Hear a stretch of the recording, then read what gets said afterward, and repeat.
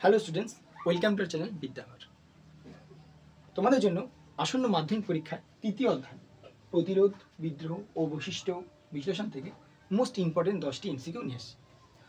আমাদের চ্যানেলটি সাবস্ক্রাইব করে দে এবং এই ভিডিওটি বন্ধুদের মধ্যে শেয়ার করে দে। তো দেখে নেওয়া যাক প্রথম 6টি প্রশ্ন, যেটি আসন্ন মাধ্যমিক বা টেস্টের জন্য অত্যন্ত গুরুত্বপূর্ণ। প্রথম প্রশ্নটি হলো, কোল বিদ্রোহ কোথায় ঘটেছিল? উত্তরটি হলো ছোটনাগপুর। দ্বিতীয় প্রশ্ন হলো, ভারতে কত সালে প্রথম অরণ্য আইন পাশ হয়?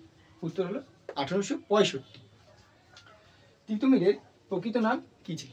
উত্তরটি হলো মীর নিসার আলী। পরের প্রশ্ন হলো, সন্ন্যাসী ফকির বিদ্রোহের অন্যতম নেতা কে ছিলেন? উত্তর হলো দেবী চৌধুরানী। পরের প্রশ্ন হলো, কালো প্রামাণিক ও ডোমন মাঝি কোন বিদ্রোহের সাথে যুক্ত ছিলেন? উত্তর হলো সাঁওতাল বিদ্রোহ। পরের প্রশ্ন হলো, মোপালা বিদ্রোহ কোথায় হয়? উত্তর হলো মালাবার উপকূলে।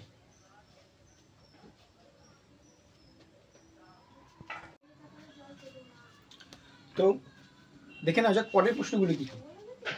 প্রথম প্রশ্ন হলো, তিতুমিরের কোথায় বাঁশের কেলা তৈরি করেন? উত্তরটি হলো বারাসাতে নারকেলবেড়িয়া গ্রামে।